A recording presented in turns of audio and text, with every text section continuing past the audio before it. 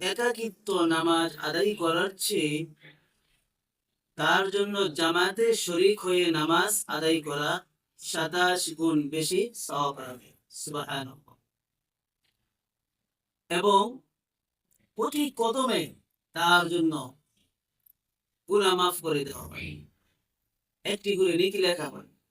এই বিষয়ে আরেকটি হাদিস বিশ্ববিখ্যাত সাহাবী হযরত আবু হুরায়রা রাদিয়াল্লাহু তাআলা আনহু থেকে বর্ণিত।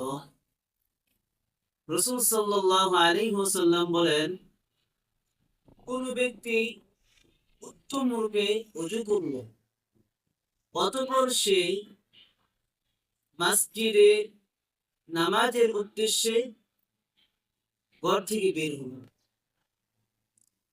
এমত অবস্থায় সে মসজিদে যাইতে যত কদম তার লেগেছে প্রত্যেকটি কদমে তার একটি করে সওয়াব বৃদ্ধি করা হয় এবং একটি করে গুনাহ তার ক্ষমা করে দেওয়া।